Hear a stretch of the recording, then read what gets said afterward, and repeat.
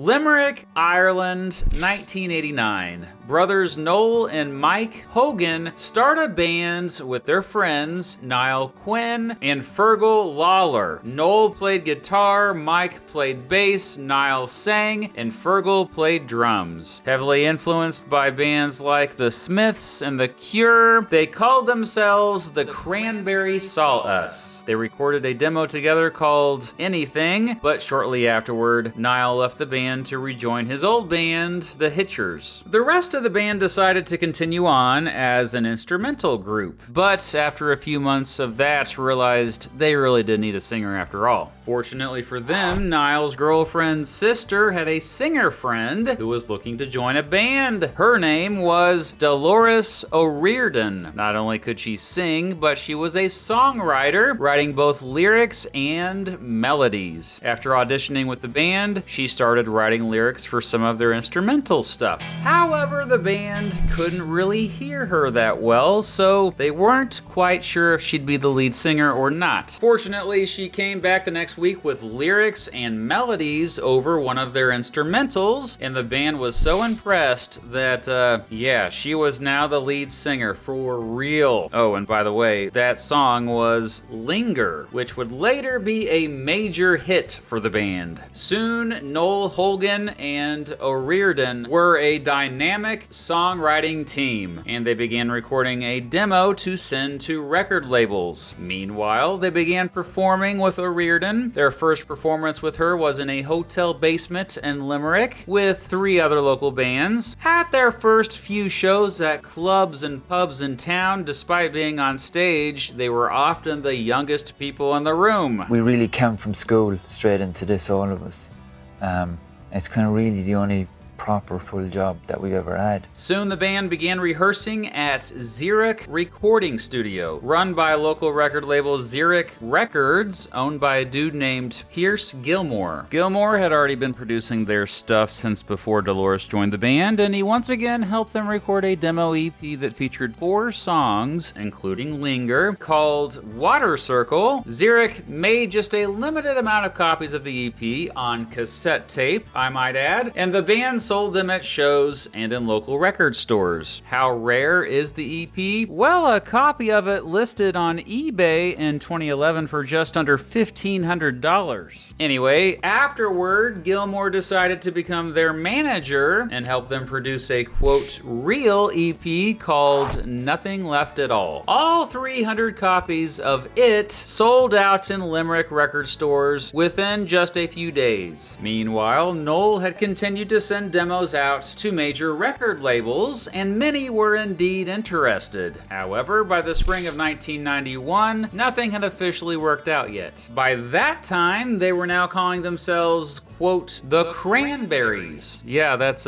grammatically incorrect there. On April 18th, 1991, the Cranberries played their first really big show on the campus of the University of Limerick to around 1,400 students. And the audience was a bunch of talent scouts for major record labels from London, including Denny Cordell of Island Records. After this, there was a bidding war to sign the band between multiple major record labels. The Hogans quit their day jobs after that. The band, now called the grammatically correct The Cranberries, did decide to go with Cordell and Island Records. They also went on their first tour of the United Kingdom. While they were waiting to move forward with Island Records, they recorded one more EP with Gilmore at Zurich Records called Uncertain. Zurich made about 5,000 copies of this one, anticipating it would do well, but it actually didn't do as well as the band hoped it would. For the rest of 1991, the band were hopeful of their future, but did have their share of doubts as well, as their EP got bad reviews, and they barely made any money at all as they toured the UK once again. In December, they were supposed to tour with the breakout band Nirvana, but Nirvana backed out after their lead singer, Kurt Cobain, got sick. On January 10th, 1992, things are looking up. After the the band appeared on the Irish TV show On the Waterfront. Soon after that, they attempted to record their debut full-length album with Gilmour at Zurich Recording Studio, but Gilmour had become very difficult to work with, and they felt he was hurting their songs. So ultimately, they fired him, despite being locked into a contract with him. They hired Jeff Travis, the founder of the legendary Rough Trade Records, to be their new manager. In March, the Cranberries began working with producer Stephen Street, who had previously worked with the Smiths, at Windmill Lane Studios in Dublin to again attempt to record their debut album. For the rest of the year, they would continue to perfect it. By that time, the Cranberries had quite a distinct sound, especially with the unique voice of O'Riordan, who had both range and authority. Meanwhile, the band played a bunch more shows, touring both Ireland and the UK, now as headliners. Though it was originally scheduled for October 1992, Ireland released the Cranberries' debut studio album, Everybody Else Is Doing It, So Why Can't We, on March 1st, 1993. By that time, Ireland had already released 2 singles off the album, Dreams, and a new version of the aforementioned Linger. However, radio stations, at least initially, didn't play the songs much, but the band kept at it, and throughout the rest of the year, they slowly started to get mainstream success, especially after MTV started putting their videos into regular rotation. In June, the band toured the United States for the first time. By the end of that tour, nearly every college radio station and alternative rock radio station were playing the Cranberries, and Everybody Else Is Doing It, So Why Can't We had re-entered the charts, having sold more than 200,000 copies. Based on this new momentum, Ireland re-released both Dreams and Linger as singles in early 1994. Dreams got all the way up to 27 on the UK charts, and Linger peaked at number 14. In fact, Ireland ultimately re-released all of Everybody Else Is Doing It, So Why Can't We, and it hit number 18 on the Billboard 200 albums chart and stayed on the chart for 130 weeks. The album also eventually sold more than 6 million copies worldwide. In July 1994, O'Riordan married the band's tour manager, Don Burton. He was Canadian, and they'd eventually settle down and start a family in Canada. In the summer of 1994, the Cranberries returned to tour North America and were drawing more than 10,000 people per show. One highlight was performing at Woodstock 94. Meanwhile, the band had already been recording what would become their second studio album, No Need to Argue. These songs were much darker, moodier, and a bit heavier than their previous stuff. Street returned to produce. Ireland released No Need to Argue on October 3rd, 1994, and it was an even bigger hit than Everybody Else Is Doing It, So Why Can't We, peaking at number 6 on the Billboard 200. Its lead single was Zombie, which was a slightly grungy protest song O'Riordan was inspired to write after hearing about the Warrington bombings, in which 2 children were killed by terrorists. O'Riordan's singing in Zombie is unforgettable. I mean, she yodels in it, for crying out loud. The band performed the song on The Late Show with David Letterman, and it topped charts in 8 different countries, including spending 6 weeks at the top of the Billboard Modern Rock chart. The music video for Zombie also won several awards. Critics generally praised No Need to Argue, and today it continues to be the band's most successful album by far, selling at least 17 million copies worldwide. It also featured the hit songs Oh to My Family and Ridiculous Thoughts, as well as the single I Can't Be With You. On February 25th, 1995, the band performed on Saturday Night Live. Throughout the rest of the year, the Cranberries toured relentlessly to promote No Need to Argue, first in Europe, then touring Australia and Asia for the first time. This is when the band had arguably reached their maximum fame, especially O'Riordan, who paparazzis regularly followed around. In April, the band headlined headlined a tour of major American college campuses. On May 15th, they played a free show on the National Mall in Washington, D.C., and an estimated 15,000 people showed up. The radio station that put on the show only estimated that 3,000 would show up, and things got pretty crazy. A riot even broke out after the local police made the band stop the show early. By the end of their American tour, an average of around 20,000 people per night were attending their shows. Also by the end of the tour, rumors swirling that O'Riordan was going to leave the band to pursue a solo career. But nope, that didn't happen. In November, the Cranberries decided to finally take a break from touring and went back to the studio. They decided to record a new album in memory of Denny Cordell, who had died earlier that year. This time they worked with producer Bruce Fairbairn, who had made a name for himself working with hard rock bands. And the Cranberries' new songs were even more heavier and aggressive than their previous stuff. Oh, and O'Riordan's lyrics, even more political. These songs made up what would become their third studio album, To the Faithful Departed, released by Island on April 30th, 1996. Critics were more mixed about this one, but it did do well commercially, topping the album charts in several countries and peaking at number 4 on the Billboard 200. While it sold 4 million copies in 6 weeks, it did sort of fizzle out after that. It featured 4 singles: Salvation, Free to Decide, When You're Gone, and Hollywood. Both Free to Decide and When You're Gone got a lot of airplay on pop radio, with both songs reaching number 22 on the Billboard Hot 100. The band was set to once again tour heavily to promote To the Faithful Departed, but they had to cancel a lot of shows after O'Riordan injured her knee. In the fall of 1996, the band canceled both its European and Australian tours, not only due to O'Riordan's knee, but her also suffering from insomnia, paranoia, and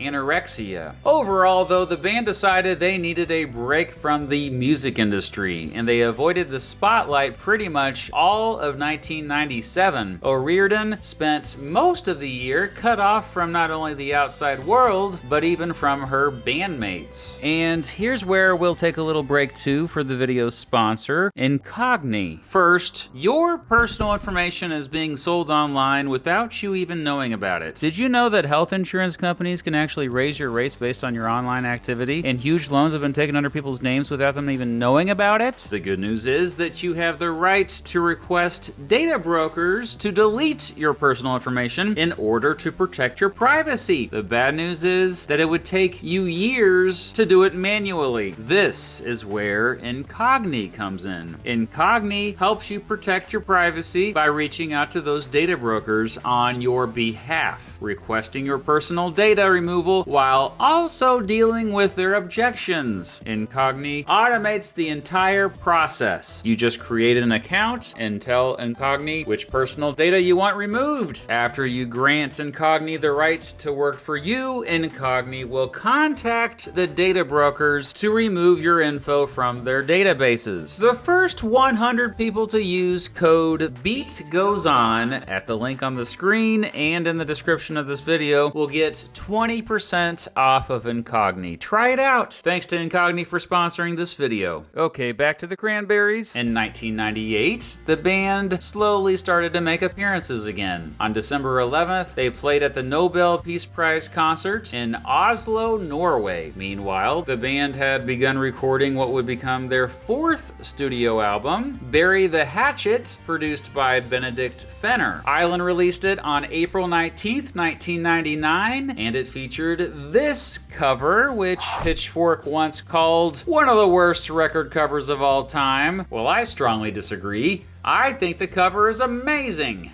Anyway, Bury the Hatchet's music still got mostly positive reviews from critics. It featured the singles Promises, Animal Instinct, Just My Imagination, and You and Me. However, Promises was the only single to get significant radio airplay. Bury the Hatchet peaked at number 7 on the Billboard 200 and eventually sold more than 3 million copies. Not nearly as successful as their first 3 albums. The worldwide tour to promote promote Bury the Hatchet, however, was a smash success. The biggest tour of their career. In fact, it was this tour in which the Cranberries became the first band to sell tickets exclusively through their own website. After the tour wrapped up in July 2000, the band once again returned to the studio to record new material. Even though the band was no longer at the peak of their fame, in the studio, they were definitely at the top of their game, and Stephen Street was back to produce. After the merger of Polygram, who owned Island Records, with Universal Music Group, MCA released the Cranberries' fifth studio album, Wake Up and Smell the Coffee, on October 22nd, 2001. Critics once again mostly praised the album, but it did not do well commercially, only peaking at number 46 on the Billboard 200. It featured 3 singles, Analyze, Time is Ticking Out, and This Is the Day, but none of them got much radio airplay. It didn't help that MCA didn't promote Wake Up and Smell the Coffee much. Still, the band once again had a successful tour to promote the new songs. In 2002, Island released 2 compilations, Treasure Box for Boys and Girls, and a greatest hits album called Stars. In early 2003, the Cranberries left MCA and decided to record some new stuff once again with Stephen Street. However, by this point, all of the band was settled down with families, and they wanted a break. That break would end up lasting almost 6 years. During that time, O'Riordan finally did start a solo career, even releasing a couple albums and going on her own world tour. Meanwhile, Noel recorded a bunch of stuff under the moniker of Mono Band. Mike opened a cafe with his wife in Limerick, also helping his brother record stuff with Mono Band, of course. Fergal joined the band Low Network, while also performing with and producing other Irish bands, including Mono Band. Meanwhile, Island released 2 more greatest hits collections, believe it or not. Oh, and a live album. Gotta make that money, am I right? In 2009, the Cranberries reunited and announced they would once again be touring Europe and North America. In 2010, they toured South America for the first time, and after spending most of that year touring around the world, the band finally decided to return to the studio to record some new material. Once again, with Stephen Street. Recorded mostly at Metalworks Studios in Mississauga, Canada in April and May 2011. These new songs were more experimental than their previous albums. Noel later said, quote, "Because we'd all gone off in different directions, we all came back into the band with these new experiences and a new way of working, and it was great." The independent British record label Cooking Vinyl released the band's 6th studio album, Roses, on February 21st, 2012. While Roses was a hit with longtime fans, it failed to gain any mainstream traction, peaking at just 51 on the Billboard 200. It featured the singles Tomorrow, Raining in My Heart, Waiting in Walthamstow, and Fire and Soul, and then another hiatus. In 2013, it appeared that O'Riordan and Noel Hogan were not getting along, especially when O'Riordan filed a high court case against him. However, that was ultimately dropped. Meanwhile, O'Riordan had her own personal issues. First, she was addicted to pills and alcohol. Not only that, but by 2014, she had left her husband, Don Burton, after 20 years of marriage. Around that time, she got arrested after freaking out on a hostess on an airplane. Soon after that, doctors diagnosed her with bipolar disorder. That same year, O'Riordan moved to New York City to join a band called DARK, which was founded by Andy Rourke, the former bassist of the Smiths. DARK would go on to release an album called Science Agrees with Cooking Vinyl. Working with DARK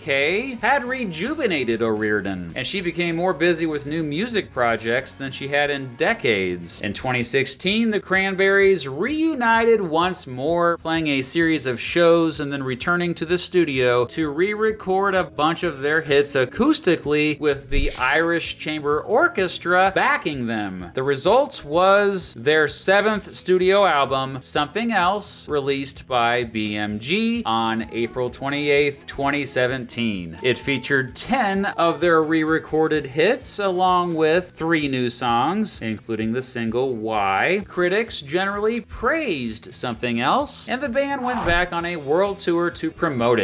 They played mostly smaller venues, and yes, were joined by a live orchestra, baby. Sadly, this tour was also cut short after O'Riordan severely hurt her back. Little did they know their show at the London Palladium on May 20th, 2017 would be the last Cranberries show ever. For the rest of 2017, O'Riordan and Noel Hogan recorded new songs back and forth via email. Hogan would send her tracks and she would send vocals back. Meanwhile, O'Riordan had continued working with DARK and had planned on recording with the band Bad Wolves for their cover of Zombie. However, the day before she was scheduled to show up to the studio to record with Bad Wolves, she died after accidentally drowning in her hotel bathtub in London. A coroner later found she had 4 times more alcohol than the legal limit for driving in her system. She was just 46. News of her death shocked fans around the world. Noel, Mike, and Fergal decided the Cranberries could not go on without her. However, they did agree to release one final Cranberries album with the newest material they had recorded with Dolores. After getting permission and support from Dolores' family, they returned to the studio one final time, joined by Stephen Street again. Due to some of O'Riordan's recordings being incomplete, Joanna Kranich, who had toured with the band from 2012 to 2017, came in to help fill in any gaps. The result was their 8th and final studio album, appropriately titled In the End, released by BMG on April 26th, 2019. In the End was their most critically praised album since Bury the Hatchet. Standout songs off it include All Over Now and Wake Me When It's Over. In the End became the band's first ever nomination for a Grammy. Today, the Cranberries are one of the most successful alternative rock bands and Irish bands of all time. They have sold nearly 50 million copies of their albums. Their mix of dream pop, jangle pop, post-punk, and even Irish folk gave them a distinct sound that is often seemingly ubiquitous with the 1990s. Their success seemed unlikely. A band from a small city in Ireland that mixed heavenly pop songs with dark and often political lyrics, but their success was often driven by the undeniable commanding presence of Dolores O'Riordan, a feminist icon who filled a void in the alternative rock world that countered the grunge movement. Her influence, in particular, is not brought up enough.